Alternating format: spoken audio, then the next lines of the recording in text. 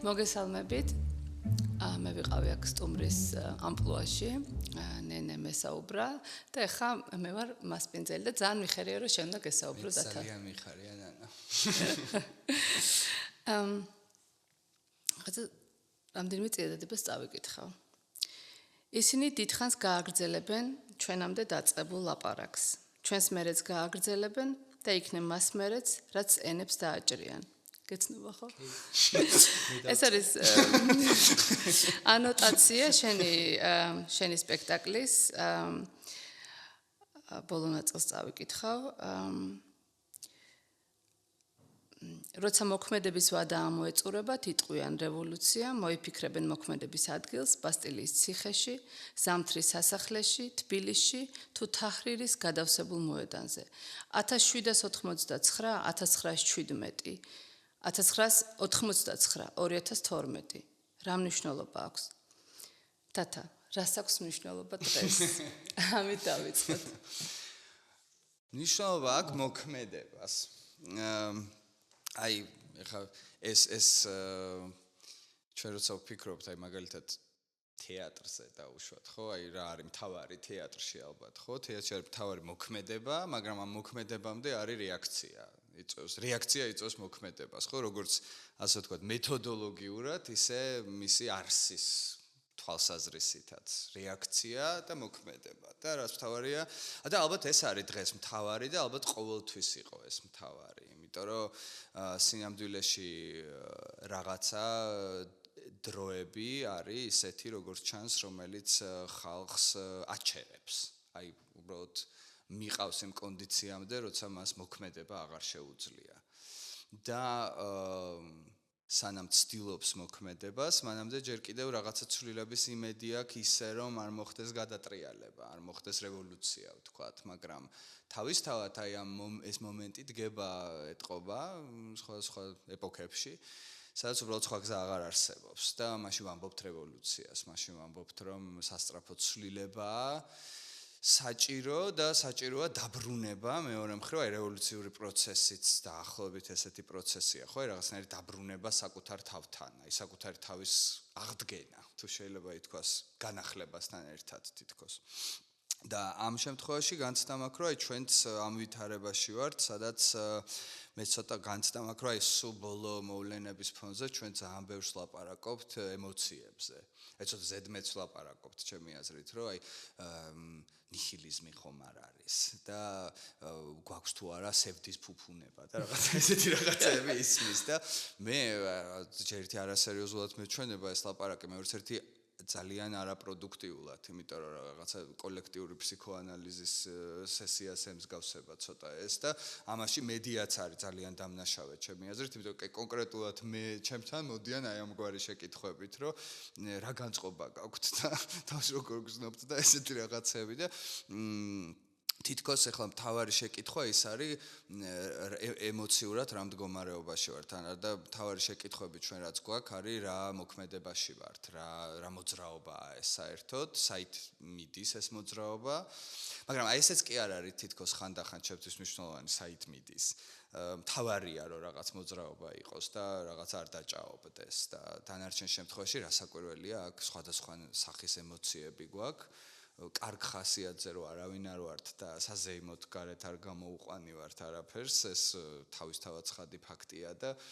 რატომ უნდა მოვიხადოთ ბოდიში იმისთვის დავუშვათ ხანდახან სევდაც თუ შემოგვაწვა და ვიტირეთ და რა ვიცი მე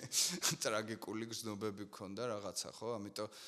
ალბათ ყოველთვის აქვს მნიშვნელობა ამას ალბათ რომ არ გაჩერდე რომ იმოქმედო და აი ეს ნინო ხარატიშვილს აქ ერთ პიესაში მაგალითად რომელიც მე მიყვარს ძალიან ეს ციტატა რომ არეულობა არის ოპტიმისტური ფენომენი აი არეულობაში არის ოპტიმიზმი ხო აი შეიძლება ქაოსში უფრო მეტი ოპტიმიზმია ვიდრე რა თქმა უნდა იმ სტაგნაციაში რომლისკენაც ესეთი ანუ მით უმეტეს იმ მორჩილებაში რომელშიც უნდათ რომ დაუშვათ კონკრეტულად ეს ქვეყანა და სხვა ეპოქებში სხვა ქვეყნები და დღეს სხვა ქვეყნები ასევე შეიყვანონ სადაც აი მოქალაქეს აქ განცდა რომ უბრალოდ უკვე რაღაცა დაბუჟებულია და გაშეშებული და ვერ მოძრაობს და არეულობა თავისთავად ოპტიმისტური ფენომენია და აი ამ არეულობის იმედი შეიძლება რომ გქონდეს, იმიტომ რომ ყოველთვის შეიძლება რომ ეს არეულობა რაღაცა ცვლილებისკენ მიმართო, სწორი, ასე ვთქვათ, პოლიტიკის შემთხვევაში. კი, ანუ არ დაეთანხმო იმ წესრიგს, რასაც გთავაზობენ, ხო? გთავაზობენ რაღაც წესრიგს, გახვევენ თავს, რომ გეუბნებიან, რომ შენ ამ წესრიგში იცხოვრებ კარგად, ეს არის შენთვის კარგი, იქნები ბედნიერი, უზრუნველი, აი მხოლოდ დაგვიჯერე და გამოყვევი, რაც ახლა ხდება და ვიცით, რომ ამ წესრიგს არ უნდა მიუყვეთ. და ოპტიმიზმზე შენ სპექტაკლს თქვა Liberté, ხო? Liberté, égalité, fraternité, ალბათ ამის პირველი სიტყვა, ხო? ტექნიკური კითხვა, ამას ეს ხარ გახდება ტრილოგია. ეს არის თავისთავად რაღაცა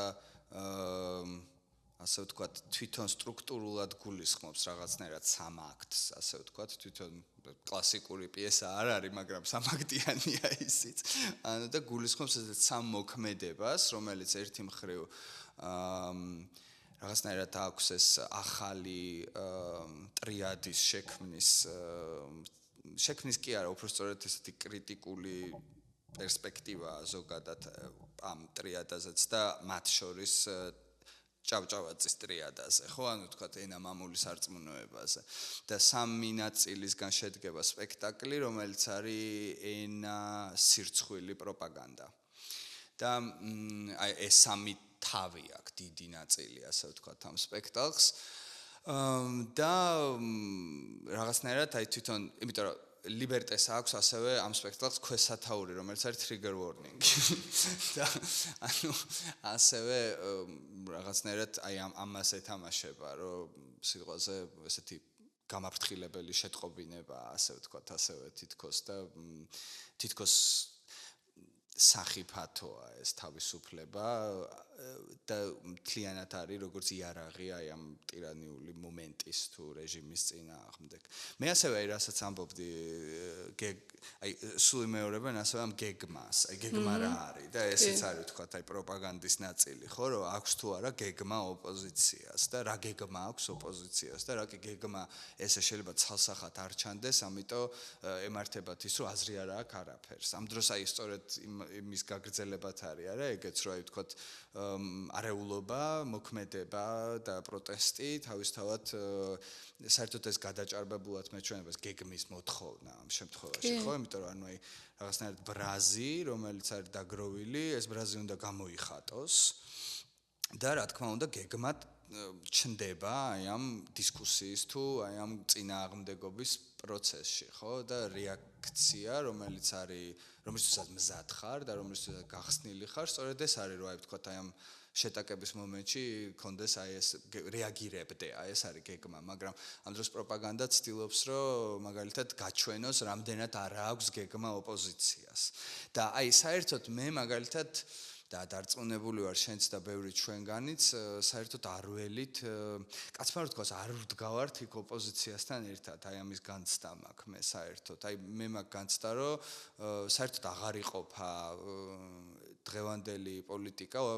პოზიციად და ოპოზიციად ანუ იმიტომ რომ გავიარეთ ეგ ეტაპი გაყალბდა თან და არ ვიცით საერთოდ რა შედეგები იქნებოდა გაუყალბებელი არჩევნების შემთხვევაში ხო ანუ ეს სახე ექნებოდა ოპოზიციას დაუშვათ თუ უფრო მეტი ოპოზიციური პარტია იქნებოდა. იქნებ იმათაც ვინც ვერ გადალახეს ბარიერი, იმიტომ ვერ გადალახეს რომ ხალხს დააძალეს რომ ხმა მიეცათ 20 იქნებ მათ აძლევდნენ. ანუ ჩვენ ეს არ ვიცით საერთოდ რა სახე ექნებოდა დღევანდელ ოპოზიციას პრინციპში, ხო, მაგრამ ამის გარდაც ჩემთვის დღესდღეობით პოლიტიკა იყოფა რეჟიმი, ასე ვთქვათ, უზურპატორულ რეჟიმსა და ასე ვთქვათ, ხელისუფლების უზურპატორებსა და ყველა დანარჩენს შორის. ანუ დღეს უკვე აღარ არის ეს ოპოზიცია და პოზიცია, ხო? იმიტომ რომ არ არის ეს აღიარებული შედეგი. დღესდღეობით ჩვენ ვცხოვრობთ რეალობაში, სადაც ყავს უზურპატორები ერთი მხრივ და ყველა ვინც მათ უპირისპირდება. ის ბანერი ნახე ხო სტუდენტმა რო გაშალა გეგმა ხარ შენ. რო გაშალა ეს და გეგმა ვართ ჩვენ, რასაკვირველია. და რა თქმა უნდა, ეხა აი სწორედ პროპაგანდაც არის ის, ვინც რაღაცნაირად და ამას არ უნდა აყვეს ჩემი აზრით არც ერთი ოპოზიციური ლიდერი, რომ თქვას, რომ კი გვაქვს გეგმა და ეს არის გეგმა და ეცადოს რომ რაღაც თითიდან გამოწოს. მე უბრალოდ რამე შეცდომად თუ მიმაჩნია აი ამ პროცესში მაგალითად ოპოზიციის მხრიდან, ასევე არის საერთოდ დაანონსება რამე გეგმის ან რაღაც მოლოდინის შექმნა გეგმასთან დაკავშირებით, არავის არ გვჭირდებოდა ჩემი აზრით სინამდვილეში, იმიტომ რომ რა გეგმა უნდა ყოფილიყო, ანუ აი ისეთი ბრწყინვალე გეგმა უნდა ყოფილიყო, რომ აი მართლა ოცნების მომხრეებიც კი რაღაცა დაეჯერათ, რომ ანუ თითქმის შეუძლებელ რაღაცაზე გვაქვს, ხო, ლაპარაკი, რაღაც ესეთი უნივერსალური მართლა გენიალური გეგმა რო წარმოვიდგინოთ, შეუძლებელია და ამ დროს რაღაცა მოლოდინი შეიქმნა, რომ თითქოს რაღაცა გეგმა იქნებოდა, შემდეგ რა თქმა უნდა ის გეგმა იყო, რაც უნდა იყოს. მე განცდა გქონდა ხალხს, რომ ხო, მეორე მხრივ მე თვითონაც ვიცოდი, რას მალოდინეთ. ამიტომ საერთოდ აი ამის კულტივაცია, რომ რაღაცა გეგმა ჭირდება ამ წუთას რაღაცა პროცესებს, ჩემთვის არის ანუ შეიძლება არსებობდეს, შეიძლება არ არსებობდეს, მაგრამ თავარი ეს არ არის ყოველ შემთხვევაში დღესდღეობით და ყველაფერი, რაც მოუწოდებს ახლა რაღაცა სისტემის შექმნისკენ, აი ამ პროცესის თუ რაღაცა, ყველაფერი არის მარცხისთვის განწირული, იმიტომ რომ ზუსტად რომ ერთადერთ რაღაცაზე არის შესათანხმებელი თუ მე მგონი, რომ ემოცია არ გაყალბდეს და რასაც ვგრძნობთ იმის გამოხატვის რესურსი არსებობდეს და ასევე ფორმა, რომლითაც გამოხატავ, იყოს ადეკვატური იმ ბრასთან, რომელიც გიჩნდება, იმიტომ რომ ანუ აი მაგალითად კიდე ერთი ციტატა, ოღონდ სხვა სპექტაკლიდან, მანამდელი სპექტაკლიდან, შიმშილიდან არის ესეთი, რომ ენა, რომელიც ბრასს ვერ გამოხატავს, ენა არ არის, ამბობს ერთ-ერთი პერსონაჟი. ხო, ანუ აი ენა, რომელთაც ვერ გამოხატავ შენს უკმაყოფილებას, ბრასს ან ნებისმიერ ემოციას, არ შეიძლება ენად ჩაითვალოს. აი დღეს ოდნავ მგონია, რომ ამ მომენტში ვართ, ასე ვთქვათ, რომ ცოტა ფორმა, მათ შორის აქციის მეტისმეტად კულტურულია, იმ უკულტურობის ფონზე, იმ ველურობის ფონზე, იმ ველურობის საპირწონეთ, რომელიც ხელისუფლების მხრიდან დავინახეთ, უბრალოდ ხელისუფლება ისინი არ არიან კიდე ერთხელ ვიმეორებ. აბსოლუტურად გეთანხმები, იმიტომ რომ გეგმა თავისთავად არის უფრო პატარა იდეის მატარებელი, რაღაცა ტექნიკურად ახორციელებ გეგმას და ის რაც არის სიმართლე, მე საერთოდ მჯერა იმის, რომ სიტყვა ქვასაც გახეთქავს, ხო? და თუ სიმართლე შინაარსი უნდა იქცეს გეგმად და შინაარსი არის ის, რომ გაყალბდა და სიმართლე არ არის იქ და დგას აქ და თუ ეს შესაბამისი მასშტაბით გამოვლინდება, ზუსტად ეს იქნება გეგმა. აბსოლუტურად. დათა ეს თავისუფლება, თანასწორობა, ძმობა, რაც საფრანგეთის რევოლუციის დევიზი იყო,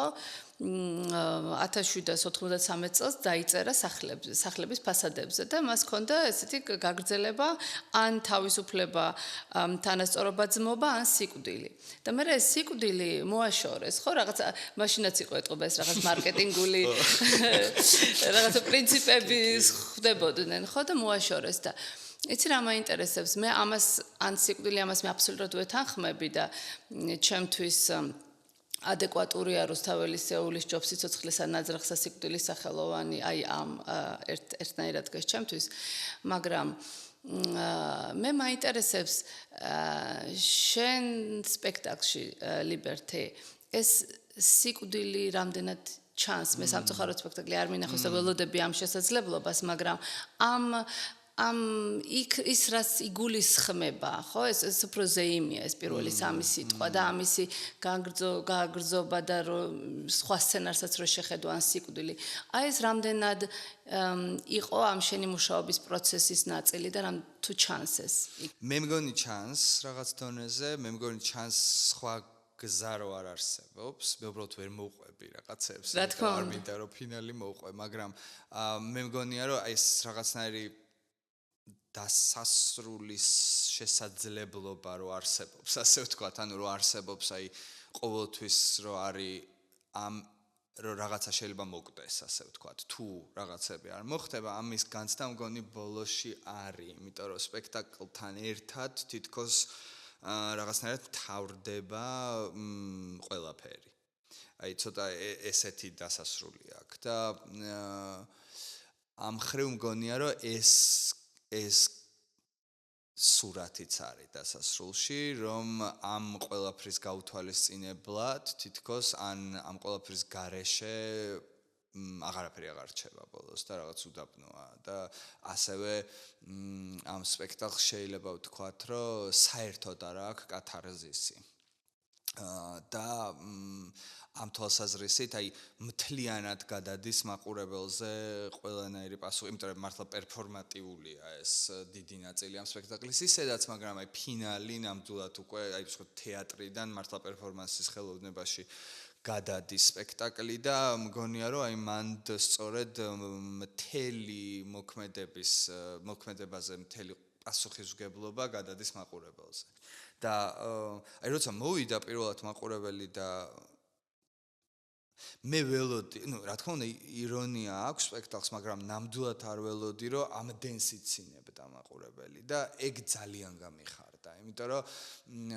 აი მანდ მივხვდი, რომ ხო, ანუ ეს ფუნქციონირებს ეს სპექტაკლი როგორც კომედია, აი მართლა როგორც ფრანგული კომედია, რაღაც არ ვიცი მე, მოლიერის ან ბომარშეს მიმართულებით და ამ დროს თანდათან ნაბიჯ ეხება რაღაცას და რაც უფრო და უფრო მწვავე ხდება, მაგრამ ასევე ამავე წიაღში არსებობს რაღაცნაირი მხნეობა მაინც. და ეს მხნეობა იყო ჩემთვის აუცილებელი თუ მთავარი ალბათ, რომ და საერთოდაც ახლა ეს არ არის ჩემი იდეა, მარჯანიშვილის იდეა, ხო, რომ აი მარჯანიშვილი როგორც სოციალისტი მაგალითად ამბობდა, რომ თეატრის ერთადერთი ფუნქცია აქვს თეატრს, რომ მაყურებელს მხნეობა მისცეს და მხნეობა მოქმედებისთვის. ანუ აი რომ ამოქმედოს სხვადასხვა ფორმით მაყურებელი და ეს თითქოს რაღაცნაირად ხდება თუნდაც იმ 2 საათნახევარში, რაც გრძელდება ეს სპექტაკლი და ეგ აი ამის პრაქტიკა რო ხორციელდება სპექტაკლის დროს ძალიან მიხარია. მე გეტყვი რომ მე რამდენიმე ადამიანს ვისაც ვკითხე რომ აი ნახეთ და აი ყველას აქვს რაღაც ერთი რეაქცია რომ ვნახე და აი ელოდები რაღაცა უნდა იყოს და ხვდები რომ ამის მოყოლა არ უნდა. არა ხო. არ უნდა. და მაგრამ რაღაცა არის და რაღაც შეთქმულება არსებობს. კი და ხვდები რომ რაღაცა ისეც ატარებს ახლა ეს ადამიანი ვინც ეს ნახა რომ აი რომ გავაგარეთ რაღაც ენერგია აქვს. რაღაცა მოახდენს და ისე მე მქონდა ეგეთ შეგრძნება როცა აქციებზე დავდიოდი ეს დღეები რომ ხოსო მესმოდა ის შეიძლება ეშინია და იმიტომ არ გამოდის აი ვიღაცას ეშინია ვიღაცას ნაკლებად ეშინია ვიღაცა მაინც ეშინია და მაინც დგას იქ და რამდენი იცი კითხო როგორ ფიქრობ შენი ეშინია სისტემას აიცი აი არ ვიცი ყოველ შემთხვევაში განცდა მაქვს რომ თვითონ ეს ერთობა რომელიც ხორციელდება ჩვენ სივრცეებში რა თქმა უნდა სისტემისთვის საშიშია მაგალითად აი ეს სიცილია რაზეც ლაპარაკობდი მაგალითად ძალიან საშიში სისტემისთვის მე პირადად ჩემი ეშინიათ თუ არა არ ვიცი, მაგრამ რო არ ვსიამოვნებ ვიცი. ეს თქვა კომფორტულად რო ურჩევნიათ რო გავჩერდე, ეს ვიცი რა თქმა უნდა და უთქვამთ კიდევაც სხვადასხვა ფორმით და მათ შორის უხეში ფორმებით, მაგრამ აი რამდენად ეშინიათ აი ეს არ ვიცი, იმიტომ რომ არ ვიცი რამდენად აცნობიერებენ საერთოდ რამხელა ძალა აქვს ხალხს და მათ შორის ერთ ადამიანს ხმამაღლა როცა ამბობს იმას რაც გულწრფელად აწუხებს აი ამას რამხელა ძალა აქვს ესენი ხვდებიან თუ არა ზუსტად არ ვიცი ანუ სადღაცა განცდა მაქვს რომ შეიძლება საერთოდ ვერ აცნობიერებენ ამ რამდენად ცოტა დრო დარჩათ დათა ერთობაზე საუბრობდი და ჩვენ ნახეთ ხო კულტურის სფეროში რაღაც ერთობა ადამიანებს შორის რაღაც პროფესიულ წრეებს შორის და მართლა მაინტერესებს აი თეატრში როგორ არის აი რაღაც ერთი თეატრია და ეს ავტონომია და ეს თეატრი არის ერთად თუ შესაძლებელია სხვადასხვა თეატრის ერთობაც იყოს ან ამ ეს არის თუ არა ეს ერთობა და რა ფორმები აქვს ამ ერთობას ცოტა რთული წარმოსადგენია, როცა თეატრში მოხდეს იგივე ერთობა, რაც კინოსფეროში მოხდა, მაგალითად, და ამას მე ადრეც ვამბობდი, მაგალითად, სულ იყო ეს, რომ აი როგორ გაერთიანდნენ მწერლები, ნახეთ როგორ გაერთიანდნენ კინემატოგრაფისტები, რატო არ ხდება ეს გაერთიანება თეატრში? იმიტომ რომ ერთი მხრივ თეატრი ბევრად მრავალრიცხოვანი სფეროა, ძალიან ბევრი ადამიანი მუშაობს იქ, მაგრამ ასევე ყველა ეს ადამიანი დაკავშირებულია ორგანიზაციასთან, ანუ თეატრთან, სახელმწიფო თეატრთან ძირითადად, რომელიც ძირითადად არის უზრუნველებული ასევე. და ანუ საერთო ჯამში აი ვთქვათ, მე არ ვამბობ რომ ნაკლებად სახიფათოა ეს მწერლისთვის ან კინო რეჟისორისთვის ან პროდიუსერისთვის, მაგრამ უბრალოდ გარკვეული სხვა სახის ანგარიშვალდებულება შეიძლება არსებობდეს და ამ თვალსაზრისით გაცილებით უფრო ჰორიზონტალურია ეს ანგარიშვალდებულებები, ბევრად უფრო კოლეგიალობაზე დგას, ასე ვთქვათ, მაგრამ მეორე მხრივ აი სულ მაინტერესებდა რომელ თეატრთან უნდა მოხდეს გაერთიანება, ხო? ანუ აი ეხლა დაახლოებით ისეთივე რაღაცის მოთხოვნა ეს, იმიტომ რომ ჩვენ ვთქვათ, აი დამოუკიდებელი თეატრები რო ავიღოთ, ხო? იქ ყველაფერი გაერთიანებულები ვართ, ასე ვთქვათ, გადასარევად. ანუ არსებობს რამდენიმე თეატრი განსაკუთრებით თბილისში, რომელიც არის დამოუკიდებელი ყველაფრისგან და აი მათთან ძალიან ადვილად ხორციელდება, რა თქმა უნდა, ეს ბევრად უფრო საერთოდ არანაირი ანგარიშვალდებულება ან მოლოდინი არა აქვს სახელმწიფოს მხრიდან, ეს არის ძალიან თავისუფალი სივრცეები და შესაბამისად ბევრად გაბედული, ბევრად უფრო კაფეო ჯერთი არაფერი არ ემუქრებათ არც ფინანსური თვალსაზრისით, არც დაკარგვის, არც მიღების სახელმწიფოს მხრიდან, ამიტომ არაფერი საერთო ჯამში დასაკარგი ალბათ არც გვაქვს. მივალ მაგამდე რა აქვთ, მაგრამ ამიტომ უფრო ადვილია ეს ერთობა რომ წარმოვიდგინოთ, იმიტომ რომ მართლა ერთი ისედაც მათი მუშაობა და ჩვენი მუშაობა ძალიან ერთ წიაღში ხორციელდება, ერთ იდეას უტრიალებს, ხო? ისევ და ისევ გარკვეულწილად ენის გათავისუფლების იდეას და ასე შემდეგ. და დამოუკიდებლები არიან ამ კუთხით, მაგრამ ზოგიერთ ეხა თეატრთან გაერთიანება დაახლოებით იგივეა, რომ აი არ ვიცი მე მთავარ არხს რო ვთხოვოთ გაერთიანება იმედთან, ან პოზიტივისთან გაერთიანება რო ვთხოვოთ, რა ვიცი მე ფორმულას. აი დაახლოებით ესეთი რამე უნდა წარმოვიდგინოთ, იმიტომ რომ ისეთივე მიუღებელია დაუშვათ ჩემთვის ზოგიერთ თეატრში მუშაობა დღეს, ისევე როგორც თქვათ, აი არ ვიცი მე ლამის ქართულ ოცნებაში ყოფნა იქნებოდა ან რაღაცა, ხო? ამიტომ ეს ძალიან რთული წარმოსადგენია, რა თქმა უნდა, თვითონ ამ თეატრებშიც არსებობს განსხვავებული აზრები, ამაში ორი აზრი არ არის, რომ არის დიდი წილი მსახიობების, მაგალითად, აი მე ვიტყოდი უდიდესი წილი მსახიობების, რომელიც სინამდვილეში და ვიცით ჩვენ ეს, იმიტომ რომ ვიცნობთ ყველა მათგანს, არ ეთანხმება იმ პოლიტიკას, რომელიც მიმდინარეობს, უბრალოდ მართლა არის ეს ხალხი, აი არ ვიცი მე რატომ და რთულია ჩემთვის ამის წარმოდგენა და გამართლება მით უმეტეს ამის, მაგრამ როგორ ვერ აცნობიერებენ თავის ძალას, უბრალოდ ცოტა მიჭირს რომ წარმოვიდგინო. უბრალოდ ვწუხვარ რომ დუმილს ხედავ მათი მხრიდან და არ მესმის მათი ხმა უკეთ. და რაც შეეხება ვთქვათ და იგივე სახელმწიფო სასწავლებლები რო ავიღოთ, ხო, მათ შორის სახელოვნებო სასწავლებლები, პედაგოგები, პროფესორები, რომლებიც დუმან ყველაფერი თითქოს, ანუ აი დაექვემდებარა რაღაცა აი ამ შიშს დიდწილად და ამ თვალსაზრისით, რა თქმა უნდა, ძალიან რთულია ეს ერთობა რო წარმოვიდგინოთ, თუმცა ნუ ესეთი გაერთიანებები ვთქვათ, როგორც კულტურა დემოკრატიისთვისაა მაგალითად ან სხვა, რა თქმა უნდა, იქ ჩვენ ძალიან ბევრ თეატრის მოღვაწესაც, მუშასაც ვხედავთ და მაგ ხრივ, რა თქმა უნდა, ეს აქტიურობა არის და ნამდვილად ვერ ვიტყვით, რომ ვთქვათ ამ აქციებს არ აქვთ, ასევე აი ვთქვათ თეატრის წარმომადგენლები არ არიან დაუშვათ ამ პროტესტში ჩართულები, ხო? ანუ აი ძალიან ბევრ მსახიობს ხედავთ იქ და ასე შემდეგ, მაგრამ რა თქმა უნდა გაერთიანებას ვერ ვხედავთ. და ასევე მგონია რაღაც დონეზე, რომ ეს გაერთიანება კინოს შემთხვევაში ან იყო სამართლიანი გაერთიანება, იმიტომ რომ უდიდესი ნაწილი კინო სფეროსი იყო მზად რომ ჩართულიყო ამ გაერთიანებაში და პრინციპში და ალბათ 99% იყო აღშფოთებული იმ პროცესებით, რომელიც მიმდინარეობდა. ეხლა ჩვენ რო ვთქვათ, რომ აი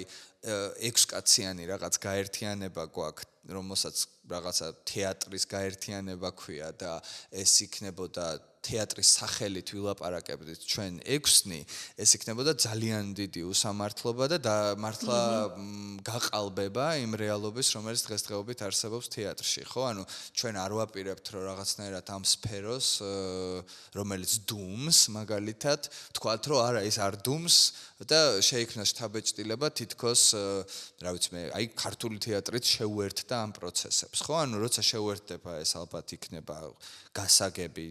ყველასთვის და ხელშესახები, მაგრამ ამ ეტაპზე რასაკვირველია იმის თქმა, რომ 6 დამოუკიდებელი თეატრი გაერთიანდა და ეს თეატრები წარმოადგენენ მთელ ქართულ თეატრს, უბრალოდ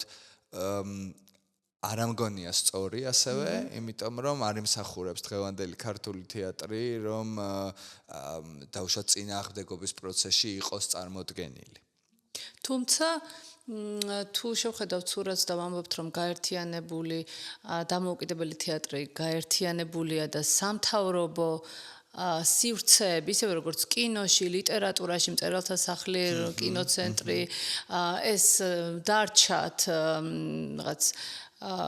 რაღაც პარტიულ კონიუნქტურას დარჩა ეს სივრცე, ეს სურათი მე მგონი შეესაბამებას იმართლეს. მაგრამ ასევე ხა იმის ასე ვთქვათ არ დანახვაც არ შეიძლება დაუშვათ აი მართლა გაბედული ნაბიჯების, რომელიც განსაკუთრებით და გაზაფხულის აქციებზე ვნახეთ, როგორ ჩაერთნენ დაუშვათ აი ეს ერთ-ერთი სიმბოლო შეიძლება ითქვას, ხო? აი ერთ-ერთი აი მთავარ სურათებად რო დავყოთ, ხო? გაზაფხულის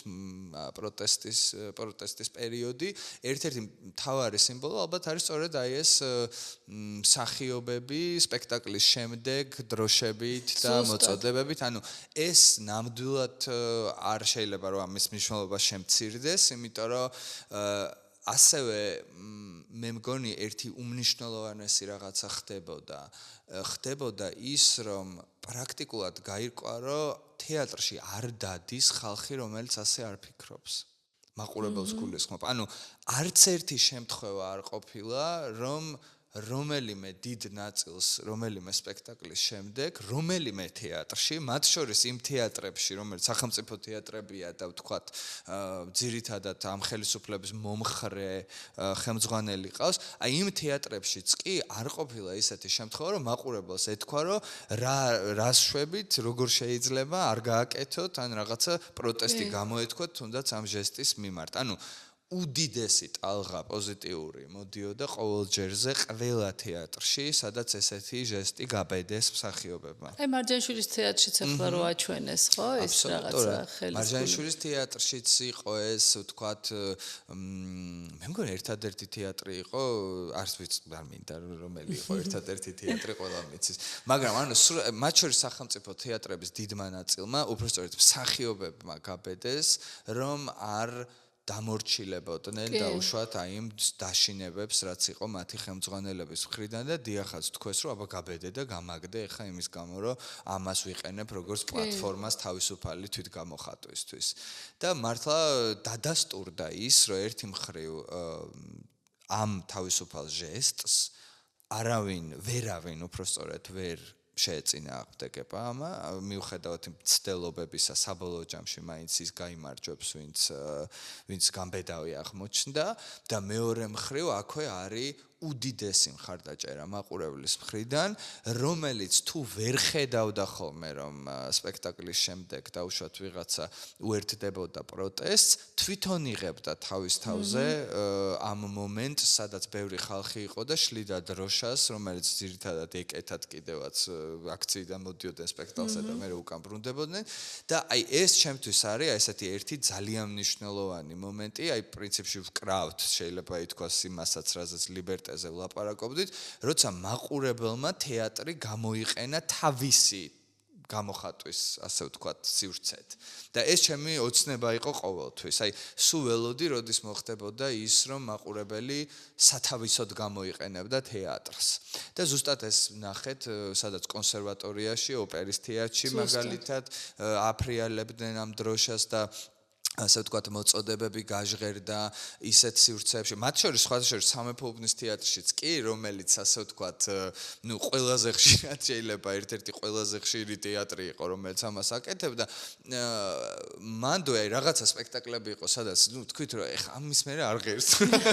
არ გიგახსენით თუ რაღაცა. აი მაგ შემთხვევაში იყო, რომ თვითონ მაყურებელი ხრიდან იყო შეძახილები, რომელსაც უკვე მსახიობები უერთდებოდნენ, რა თქმა უნდა. და ეს ძალიან ესეთი ტკბილი და საყვარელი მომენტები იყო, რა თქმა უნდა და ამიტომ ეს ნამდვილად დადასტურდა, რომ მაყურებლის დაკვეთაა ეს. მაყურებლის დაკვეთაა თეატრისადმი, რომ იყოს ფხიზელი, მაყურებლის დაკვეთაა, რომ იყოს აქტუალური და პრინციპული და რაც მთავარია, როგორ შეიძლება მაყურებლის დაკვეთა არ იყოს ის, რომ მის მხარეს იდგეს. ანუ რა თქმა უნდა მათ უნდოდათ რომ ის მსახიობები რომელიც უყვართ ის თეატრი რომელიც უყვართ იყოს თვითონ აყენებდნენ მოკლედ სწორ მხარეს ამ ძალიან ხშირად ამ თეატრებს და ალბათ ეს არის ასევე ის რის იკეთებაც დღესაც შეუძლია მაყურებელს და ყოველი სპექტაკლი ვფიქრობ რომ არის მისი სივრცე უპირველეს ყოვლისა და უნდა გამოიყენოს იმისთვის რაშიც სჭირდება ამიტომ ამ ხრივ მგონია რომ აი მე პირადად მგონია რომ სრული თავის მე მიყვარს ესეთი მაყურებელი რომელიც ყვირის დარბაზიდან მაგალითად და რაღაც შეძახილები აქვს და დისკუსიაში ებმება და გახსნილია იმიტომ რომ სწორედ ესეთი იყო ყოველთვის და უნდა იყოს თეატრი მაგისთვის შეკრების ადგილია სადაც ჩვენ რაღაცებზე ხმამურობთ და ერთგან მომინდა რომ მეყვირა და ვერ გავბედე მარტო ბიჭექი და მაგრამ ამას აუცილებლად გავითვალისწინებ. არა, ნამდვილად. აი ჩვენ მაგალითად ჩანაწერები უბრალოდ ვიცით, რომ მაგალითად ანტიკურ თეატრში კონკრეტულად ხა არაფერი ვიღაცები უბრალოდ ამას იმიტომ ვამბობ, რომ რაღაცა ახალი ის გონიათ ხოლმე, რომ ინტერაქცია ხდება მაყურებელთან, მაგრამ ანუ ჩვენ ვიცით, რომ ანტიკური სპექტაკლები, ანტიკური თეატრში სპექტაკლები ხორციელდებოდა როგორც ლამის საფეხბურთო მატჩის ატმოსფეროში, ასე ვთქვათ, სადაც მაყურებელი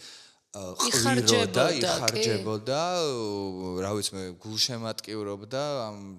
პროცესს და ანუ ეს იყო მთლიანად აი აუცილებელი ნაწილი, რომ მაყურებელს უნდა ძალიან ეხმაურა სპექტაკლის დროს. და ანუ ეს არის რაღაცნაირი აი რეაქცია უნდა ძალიან მკაფიოდ გამოეხატა იმას, რომ თავი დავანებოთ, რომ მაგალითად იქ არისტოფანეს პიესები გვაქვს, სადაც საერთოდ მსახიობი კითხვებს უსვამს მაყურებელს და ეს უკვე მართლა მსჯელობის და დისკუსიის თუ რაღაცა ток-შოუს ტერიტორიაზე გადადის ხოლმე, ხო? ეს ინტერაქცია მაყურებელთან რაღაც თანამედროვე პოსტდრამატული თეატრის ნიშნად მიაჩნიათ ხოლმე ბევრს რომ ეს მოიგონეს ახლა ეს რომ მაყურებელს უნდა ელაპარაკო და ამ დროს უძველესი რამაა ხო და სწორედ ესეთი რაღაცის სივრცეა თეატრი და როცა ვკითხულობთ რა საჭიროა თეატრი მაგალითად თუ არის ეს შეკითხვა ან თუ საერთოდ შესაძლებელია რომ იყოს საჭირო თეატრი საჭიროა ესეთი რაღაცებისთვის საბოლოო ჯამში რომ ჩვენ დავძლიოთ მარტოობა და ერთად ვიყოთ და რაც თავარია ვიყოთ ერთად იმ საკითხების გარშემო რომელიც ერთად უტკივა ასე ვთქვათ და ერთდროულად და გვაწუხებს აი ამ იცი ტროელ ქალებზეც მინდა კითხო იმიტომ რომ ეს სპექტაკლი შენდადგი 2013 წელს და რაღაც საეტაპო კულტურულ მოვლენად იქცა საქართველოში ხო ეს ძალიან ბევრი ჯერ ითამაშა დაიდგა ეს სპექტაკლი და რა ვიცი საქართველოს ფარგლებს გარეთაც და აი მაშინ რო შეადარო დღევანდელი ისტერია მაშინ ისტერიას აი როგორ რას ფიქრობდი მაშინ რამეს საფრთხის წინაშე ვიდექით საით მივდიოდით თუ უფრო მეტი სიმშვიდე გქონდა სამუშაო და მაშინდელი საქართველოს დღევანდელ საქართველოს რომ შეადარო. მაშინ ჩვენ რა თქმა უნდა არსებობდა ეს რაღაცა, აი ძალაუნებურად როგორც არ უნდა იყოს ეს, ხო? აი როგორც არ უნდა უნდობლობით იყო თუნდაც დაუშვათ ოპოზიციის მიმართ განწყობილი და როგორც არ უნდა იცოდე რომ ეხლა ვთქვათ 60-ში აქედან არ გადავედი, მაგრამ ანუ ეს რაღაც ზოგადად აი ეს ცვლილებას აქვს რა თქმა უნდა ეს ოპტიმისტური მომენტი, ხო, როცა ვთქვათ იცვლება რაღაც და რაღაცა პერიოდის მანძილზე რაღაც თუნდაც წარმატებით ხორციელდებოდეს, რაღაც მომენტის მერე უნდა იცვლებოდეს. ეს არის აი ეხლა სულ უბრწყინვალესი ხელისუფლება ყოლოდა 12 წლის მანძილზე, უკვე პრობლემაა, როცა ვამბობთ, რომ 12 წლის მანძილზე ყავდა. ანუ უნდა არ შეიძლება ამდენი ხანი, მით უმეტეს უმრავლესობაში ყოფნა, ხო? ამიტომ პროგრესი სწორედ ნებისმიერ შემთხვევაში აი ამ ცვლილებების მომენტში განცდა რაღაცა პროგრესის, ხო, რომ აი რაღაცა შეიცვალა, ეხლა რაღაცა იმედი გაქვს, რომ რაღაცა იქნებ ახალ ეტაპზე გადავიდეს ეს ქვეყანა. ანუ ეს რა თქმა უნდა არსებობდა 2013 წელს განცდა მაინც იმისი, რომ რაღაცა სიფრთხილით, მაგრამ მაინც აკვირდები, რომ ხო, ნუ იქნებ ესე ეგ წავიდეს ან რაღაცა ბოლომდე ვერ ხვდები საით, მაგრამ ნუ ყოველ შემთხვევაში რაღაცა დამთავრდა, რაღაცა დაიწყოს განცდა, ალბათ მაგ დროს მქონდა, მაგრამ ანუ უკვე ბრაზილიანის სპექტაკლების დადგმა დავიწყეთ ჩვენ სინამდვილეში და აი მაგალითად ტროელი ქალებიც იყო, აი ეხლა რომ ვფიქრდები და ძალიან საინტერესოა ეს შეკითხვა სხვათა შორის, იმიტომ რომ ანუ პრინციპში ტროელი ქალებიც დაიწყო იმ აი რაღაცნაირად მსგავსი რიტორიკის წინააღმდეგ, რომელიც დღეს უკვე უბრალოდ აყვავდა აბაომი გინდათ პროპაგანდით. და აი მაშინ იყო აი ეს რაღაცა მშვიდობის და ასე შემდეგ უკვე დაწყებული იყო ეს უცნაური რაღაცნაირი ცვლილება ამ ნიშნის და განცდა რომ თითქოს დაგვავიწყდა რა მოხდა 5 წლის წინ. და აი ტროელებიც ასე ვთქვათ, აი ერთგვარ შეხსენებად დაიდგა სინამდვილეში ალბათ რა არის ეს და რა ფასი გადავიხადეთ და რომ რასაკვირველი არავის ომი არ უნდა, მაგრამ ანუ რა თქმა უნდა უპატივცემულობა არ შეიძლება იმ გამოცდილების მიმართ, რომელიც ქონდა ამ ხალხს, ხო, მაგრამ აი კიდევ უფრო ბრაზილიანი სპექტაკლი ზუსტად იმავე სეზონის ბოლოს დავდგით ჩვენ, რომელსაც ერქვა ტკივილი არის ახალგაზრდობა. და აი ეხლა რომ ვფიქრდები ეს წელიწადნახევრის მოსულიც არ იყო ეს ხელისუფლება, როცა ტკივილი არის ახალგაზრდობა დავდგით და აი მე ხარ მაშინ იმ მომენტში ნამდვილად არ ვცხოვრობდით, შეიძლება სადაც ტკივილი არის ახალგაზრდობა იქნებოდა ავად აქტუალური. ეხლა მაგალითად ეს პიესა დღეს რო დადგმულიყო, იტყოდნენ რომ არის აი ზუსტად იმ თაობაზე, რომელიც ეხლა ქუჩაში დგას და ანუ აი ეს რომელსაც უპერსპექტივობის განცდა აქვს და გარბიან ქვეყნიდან და აი დღეს იტყოდნენ რომ ეს სპექტაკლი არის აი მართლა იმდენად აქტუალური, რომ რაღაცა ვულგარულიც კი რო არ რაღაც დონეზე. მაგრამ მაშინ აი ეხლა არ უნდა და ამას დიდი წინასწარმეტყველება და რაღაცა სუპერნატურალურ უნარებზე არ მაქვს აქ ჩემს ასე მithumetes ლაპარაკი. უბრალოდ განცდა არსებობდა იმის, რომ აუცილებლად ესე დამთავრდება ეს ყველაფერი და ორი აზრი არ მქონდა ამასთან დაკავშირებით. უბრალოდ რომ აი ანალიზ გაყოლოდი, რასთან გვაქვს საქმე და ძალიან ცოტა ხანში რომ ტკივილი არის ახალგაზრდობა აი ძალიან აქტუალური პიესა გახდებოდა, ეს ვიცოდი. შეიძლება იმ მომენტში ამას აღიქვავდნენ როგორც და ამბობდნენ, რომ ხო ეს არის ზუსტად ის და ეს იყო ჩემთვის ძალიან სასაცილო. სასაცილო რა, უბრალოდ ირონიულად მეღიმებოდა. როცა მეუბნებოდა, რომ ტკივილი არის ახალგაზრდობა, არის 90-იანი წლების თბილისის მდგომარეობას აღწერს. და მე ამაზე უბრალოდ აი ცოტა ის მქონდა რომ მოიცადეთ ცოტა ხანი. ნახოთ რამდენად წარსულია ეს, იმიტომ რომ დღეს რაშიც ვცხოვრობთ არის ზუსტად ის, აი თუ შეიძლება ითქვას რაღაცა გაფრთხილება, რომელიც ამ სპექტაკლში გქონდა, ეხლა უკვე აღარ ვლაპარაკობ არაფერს მაგალითად პრომეთეზე, რომელიც პრომეთე დამოუკიდებლობის 25 წელი, რომელიც დამოუკიდებლობის 25 წელზე იყო, მაგრამ ძალიან დიდწილად და უდიდესი ნაწილი იყო აი ზუსტად აი ამ 2016 წლის არჩევნებამდე დაიდგა თან, ხო? და ამიტომ უკვე ვიცოდით ჩვენ რომ პრობლემებში ვართ და ამ პრობლემებზე ლაპარაკი იყო დიდი ნაწილი, ასე ვთქვათ, პრომეთეს შემთხვევაში. და ასე შემდეგ, ხა უკვე პრომეთეს მერე საერთოდ მთლიანად რასაკვირველი უკვე დიდად აღარც ჭირდებოდა რაღაცებს გაფრთხილება, რაღაცები უკვე ძალიან ცხადი იყო და იმაზე ვრეაგირებდით, მაგრამ ხო ალბათ ტროელებიც აი უკვე პირველი რაღაცნაირი იმის განცდა იყო, რომ რაღაც ნიშნები აქ იცვლება, რაღაცებს ისე აღარ ყვებიან, როგორც უნდა მოყვნენ, რომ გარკვეული შერბილება იწყება გარკვეული რიტორიკის რუსეთთან მიმართებაში, გაყალბება სინამდვილეში, ეს რაღაცა ნორმალიზების პოლიტიკა, რასაც ახლა ეძახიან ესენი, აი რაღაცა მაქეთკენ იდგმება ნაბიჯი და თითქოს ოდნავ შესახსენებელი გახდა მართლა რაღაცა, რაც ძალიან ცოტა ხნის წინ გამოვიარეთ ყველამ ვიღაცებმა უფრო, რა თქმა უნდა, ბევრად უფრო ტრაგიკულად და აქედან გამომდინარე, ზუსტად იმათ, ვინც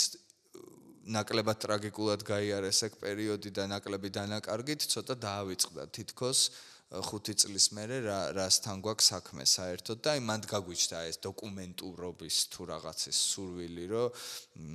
ჩაგვეწერა ეს ამბები და გველაპარაკა ხალხთან, რომელმაც მართლა იცის რა არის ომი და მართლა უნდა მოусმინო, როცა ამბობენ, რომ ომი აღარ გვინდა და მართლა უნდა მოусმინო, როცა გვეუბნებიან, რას ნიშნავს მშვიდობა. და დღეს მშვიდობაზეც და ომზეც ლაპარაკობენ ადამიანები, რომლებიც არ უნდა ლაპარაკობდნენ, არც ომზე და არც მშვიდობაზე, იმიტომ რომ არაფერი ამის შესახებ პრინციპში არ იციან და მეორე მხრივ არ აქვთ მორალური უფლება და მით უმეტეს მორალური უფლება არ აქვთ ილაპარაკონ ომზე ან ილაპარაკონ მშვიდობაზე,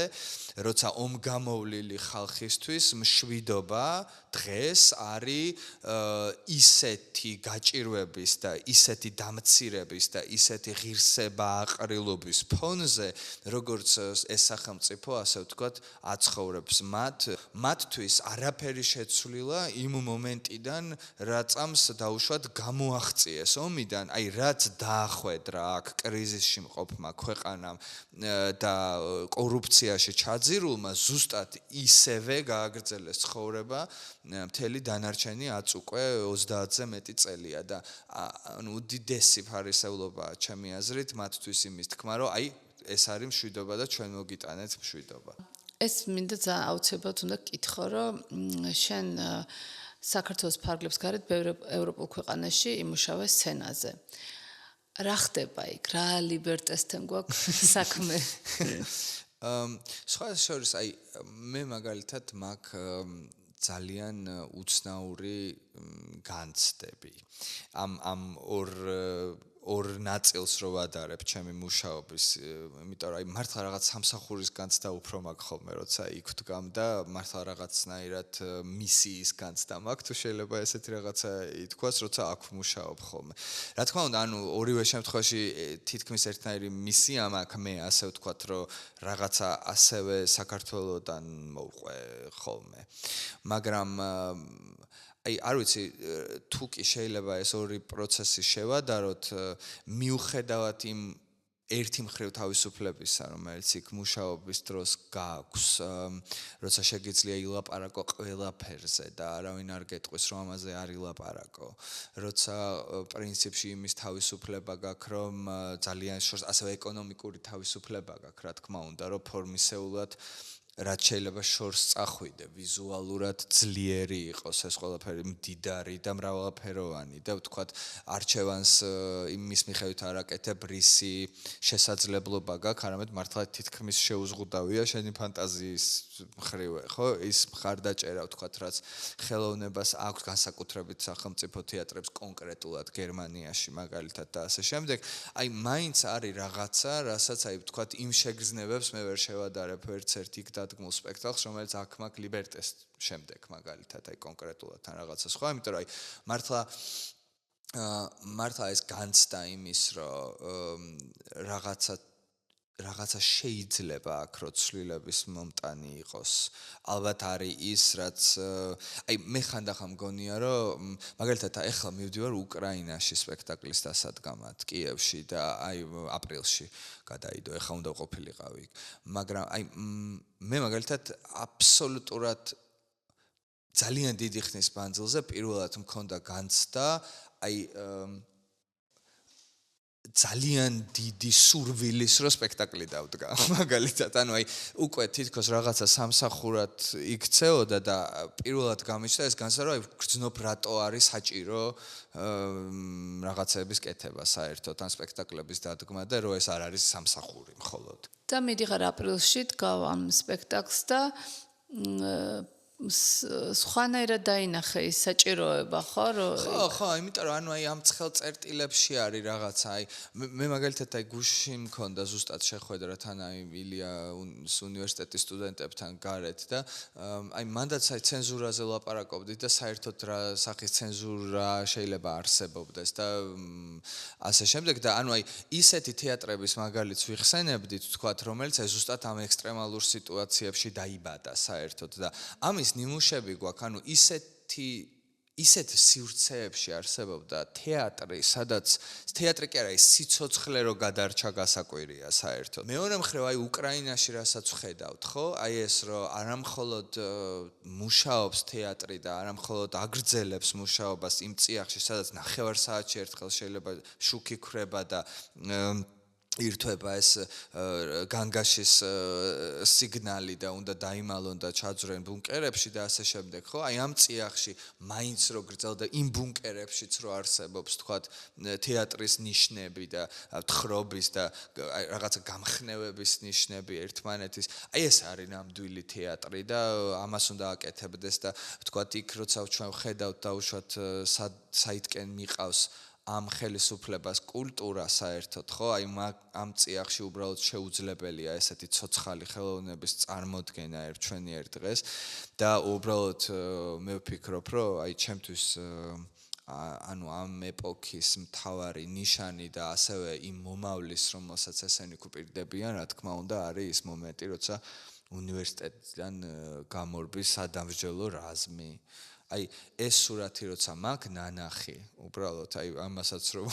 მოესწრები ადამიანი ასე ვთქვათ ხო რომ აი მთავარი კერა განათლების რაც უნდა იყოს ან მთავარი თავშესაფარი რაც უნდა იყოს ახალგაზრდებისთვის იქიდან როცა საფრთხე მოდის ახალგაზრდებზე და იმით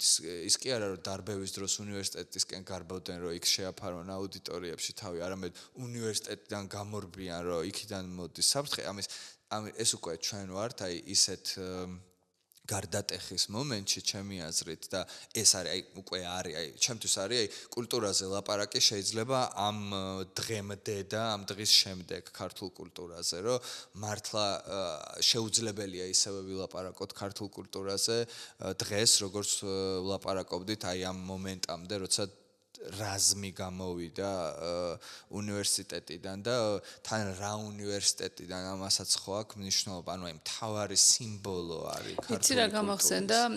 რაღაცა ხე შენ ლაპარაკობდი 9 აპრილის ხო იყო რაღაც ის მონაკვეთები ამ დარბევის და ამ სისხლისღურის რაც მოხდა და აი რო ვიცოდით რომ ის დიეს ქაშვეთამდე და იქ შეყვნენ და ის კარი ჩაირაზა და აი სადამდე მიდის ეს რაღაცა სისტემა რაც ბედავს რაღაცა ამისი პარალელებიც გამიჩნდა ქართულ თეატრზე გქონდა ან ქართულ კულტურაზე გქონდა მოსაყოლი ესეთი შემთხვევები როცა 9 აპრილის დროს რუსთაველის თეატრის ჭიშკარი გახსნეს და მცირე დარბაზში შეიფარეს დემონსტრანტები და დამალეს და ატყუებდნენ რომ არავინ აქ არ არის ან უნივერსიტეტი სად იდგა და როგორ საერთოდ ისტორიულად ხო ანუ ჩვენ გქონდა მოსაყოლი თბილისის უნივერსიტეტზე ის რა არის ეს სივრცე საერთოდ ქართული კულტურისთვის, ქართული ისტორიისთვის პირველი და ყველაზე მნიშვნელოვანი სასწავლებელი, რომელმაც დაწერა საქართველოს ისტორია სინამდვილეში, ანუ აი პრინციპში შემოინახა და დაწერა საქართველოს ის რასაც ჩვენ საქართველოს ისტორიას ვეძახით და რა როლი ითამაშა ენის გადარჩენისთვის და ასე შემდეგ და საერთოდ რას ნიშნავს ეს ჩვენი იდენტობისთვის ეს სივრცე, ხო? ანუ ამაზე და იქით ამ ხარეს არიან კონსერვატორები მაგალითად, ხო, რომელიც ამას არ ხედავენ. აი რაღაცნაირად შეუძლიათ რომ გაამართლონ ეს და ანუ ამ დროს მთელი მათი პროპაგანდა დგას აი ამ ეროვნული ღირებულების დაცვაზე ვითომ და ასე შემდეგ. ეს არის ჩვეულებრივი ვირეშმაკობა და ფარისევლობა, იმიტომ რომ აი ამას როცა ვუყურებთ ჩვენ, აი ამ მომენტს, ახლა ამაზე მეტი რაღა უნდა მოხდეს, მართლა ბიბლიოთეკების დაწვაზე გადავიდეთ თუ წიგნების დაწვაზე თუ რა ვიცი მე იქ რაღაცა რაც არ ანუ ეს არავის არ ეგონოს, რომ ესე დაწყებული დინამიკა თუ განვითარდა, აუცილებლად მაგამდე მივა, როცა სცენაზე იჭერენ დაუშვათ მსახიობს და ესეთი რაღაცები, იმიტომ რომ არ არის ეს ჩემი მოფიქრებული რაღაცა და არ არის ეს სპეკულაციის საგანი, ანუ ყველაფერი ესე იწყებოდა და უცილობლივ მთავრდებოდა ეგეთი რაღაცეებით, რომელსაც მე აი ამ სიველურით რაშიც ამთავრებდა საზოგადოება და ამ სიველურეს თუ არ დაუპირისპირდით დროზე და დროზე თუ არ გავაკავეთ მართლა ეს ბევრად უფრო ადვილია რომ ველური იყო და ამიტომ გაცილებით უფრო მალე აღმოჩნდები ადამიანი ამ მდგომარეობაში ვიდრე რაღაცა ცივილურ სახეს შეინარჩუნებ ამიტომ და მე სანამ ბოლო კითხვას დაგისმო საერთოდ ჩვენთან საუბარი არის მართლა ძალიან კარგი და შემიძლია ეს გავაგრძელო ძალიან დიდი ხანი, მაგრამ ერთი კითხვა მე მგონი მე და შე ძალიან კარგად გამოგვივა რომ სამთავრობო რომელიმე არხიდან გამოვყაროთ ხალხი დავსხდეთ კიდე რამდენიმე ჩვენი ძალიან დიდი თანამოაზრეთა ჯგუფი და ვისაუბროთ გაუთავებლად და გადავფაროთ პროპაგანდა ჯანსაღი შინაარსით მე ერთ ციტატას წავიკითხავ ხა რომ დაუბრუნდე ჩვენს დასაწყის ეს არ არის შენი ციტატა მაგრამ გეხება შენ და შენ სპექტაკლს არის ასეთი შემთხვევა ანუ ხდება ასეთი რაღაც ხო ავტორი არის გიკა მიქაბერიძე არის ასეთი შემთხვევა ანუ ხდება ასეთი რაღაც როცა თურმე წლებია უცდი რაღაცას უცდი და მე ის რაც წლების განმავლობაში უნდა დაგროვილიყო და ამოეხეთქა შადრევანი სინამდვილეში წლობით ნაგროვები წყლის სულია გამომდინარი წლებიდან ამოხეთქავს სწორედ ასეთი სპექტაკლია ჩემი მოგრძალებული აზრით ლიბერტე. მე შეიძლება ვიტირო ახლა. არიცოდი ეს? არიცოდი? და როგორ ფიქრობ, ეს ენერგია ამოხეთქავს დღეს? კი, რა თქმა უნდა. რასაკვირველია, ანუ გამორიცხულია რომ არ ამოხეთქოს. ამ წამს თუ რაღაცა არ ხდება, იმიტომ არ ხდება, რომ არ უნდა მოხდეს. შეიძლება. აი ეგეც ხო არის. არ ვიცი, თავის მომენტს ელოდება ყოველთვის ისტორია და თავის რაღაცა ბზარს, საიდანაც ასე ვთქვათ, ეს წყალი ამოხეთქავს, ხო? ეს დაგროვებული რაღაცა ამოხეთქავს. და მაგალითად უბრალოდ სიმბოლურია ჩემთვის ერთი მომენტი და მე მგონი რაღაცნაირად აგრძელებს ამ სიტყვებსაც ის როცა ვთქვათ აი ესეთ სპექტაკლი გქონდა ჩვენ ვეფხვი და ლომიე ერქვა და იქ მთავარი სიმბოლო იყო ის რომ წერლებზე იყო 37 წელს დახვრეტილან დაღუპულ მწერლებზე და ასე ვთქვათ აი ცარიელ სივრცეში რომელიც იყო ესეთი თეთრი ცარიელი სივრცე ძალიან კარგი მხატვარი გყავდა ჩვენ სებასტიან ჰანაკი ვინც ეს მოიფიქრა და იყო ესეთი საწერი მაგიდებით იყო თითქოს აღარ იყო საჭირო ეს საწერი მაგიდები იმიტომ რომ აღარ იყო მწერლები და ეს შეყრილი იყო ეს საწერი მაგიდები მაგრამ რაღაც მომენტში უკვე კულმინაციისკენ უცებ რაღაცა შავი სითხე ამოდიოდა გარკვეული წერტილებიდან სცენაზე და ტბორავდა მთელ სცენას ეს მელანი რომელიც ახლა ცოტა არ შეიძლება არ გამახსენდეს ამ შავი მელნის ფონზე ეს ყველაფერი მაგრამ ანუ ეს დაუწერელი, შეკავებული მელანი და აი თავისუფალი სიტყვა თუ რაღაცა. აუცილებლად რაღაც მომენტში ამოხეთქავს ასმაგის ძალით და სინამდვილეში სწორედ ეს იქნება, რაც ნებისმიერ სისტემას დაანგრევს და ანგრევდა და ყოველთვის ესე იქნება, ხო? ამიტომ ძალიან დიდ ხანს თავისუფლების შეკავება არ გამოვიდა არავის. უბრალოდ ისტორია იმისთვის გვჭირდება, რომ ჩვენ ვიცნოთ, როდის იწყება ეს, რომ კიდე ერთი 70 წელი არ დაგვჭირდეს, რომ მე აი ამ ყველანაირი დანაკარგის შემდეგ უბრალოდ მოთმინების ფილა მართლა ისე ამოგვეწუროს, რომ მართლა არნახულ ფორმებში გადაიზარდოს ჩვენი წინააღმდეგობა, თორე წინააღმდეგობა რო იქნება, ამაში ეჭვი არ მეპარება, უბრალოდ ეხლავე უნდა ვიცნოთ, საითკენ შეიძლება წავიდეს ისეთი სურათები, როგორიც მაგალითად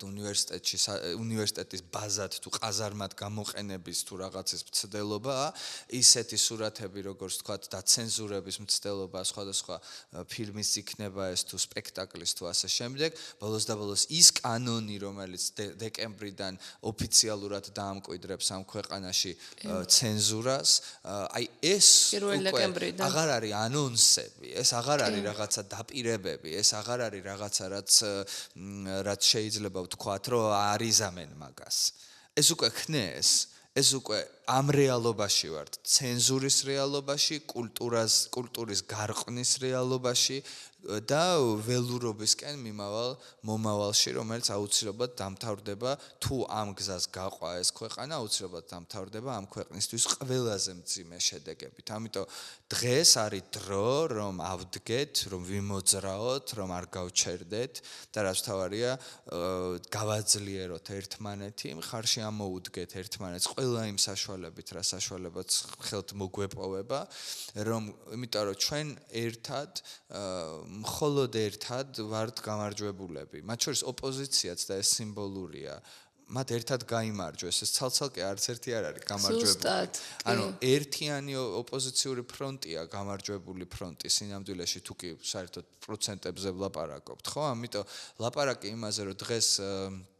თუ არ გაერთიანდა ყველა, მათ შორის ოპოზიცია არ დადგა ერთად. მე არ ვიცი რომ რაღაცა კოალიციაში გაერთიანდეს, ფრონტად რო გაერთიანდეს დაუშვათ ამ წინააღმდეგობაში. მაშინ არის ეს გამარჯვებული ძალის პროტესტი, ასე შემდეგ. და მანამდე, რა თქმა უნდა, სანამ ჩვენ ცალ-ცალკე ვიქნებით და ეს არ არის მარტო რაღაცა გადატანითი მნიშვნელობით, არა, უბრალოდ პროცენტულად შეგვიძლია ეს ვთქვათ, რა თქმა უნდა, ერთი პარტია იქნება, რომელსაც ექნება ეს მთელი ძალაუფლება ხელში და ყველანაირად ეცდება, რომ კიდე უფრო შეგვარცხვინოს, კიდე უფრო დაგვამციროს, რაღაც საშინელებები გვეძახოს, აგრძალოს, დაგვასუსტოს და გაგვაშაოს, თუ როგორც ამბობენ და ასე შემდეგ და ასე შემდეგ. ამიტომ დღეს ჩვენ უნდა ვიდგეთ ერთად, იმიტომ რომ ესენი მოიქცევიან სწრაფად და დაუნდობლად და ამისთვის ჩვენ უნდა ვიყოთ მზად და რაც თავარია არც ერთი ჩვენგანი არ უნდა მივატოვოთ, იმიტომ რომ ჩვენ უკვე ხედავთ როგორ იჭერენ ახალგაზრდებს და რამდენი წელი ემუქრებათ მათ და ამიტომ ერთი წამი არ გვაქვს ჩვენ დღეს დასაკარგი. ნამდვილად დათა მე დავუბრუნდები ძალიან კარგ მნიშვნელოვან მეტაფორას, რაზეც ჩვენ საუბრობდი და ამით მინდა დავასრულო პენ საქართველოს ეს არაჩვეულებრივი პოდკასტი, რომ ის ენერგია, ჩვენი გაუაზრებელი ისტორია, რაც ჯერ კიდევ ვერ გადავაფასეთ, დაგროვდა იმ რაღაც დაუწერელ მელნად, ეს მელანი აუცილებლად ამოხეთქავს. ჩვენი სტუმარი იყო დათა თავაძე, დრამატურგი, რეჟისორი და მსახიობი. დიდი მადლობა.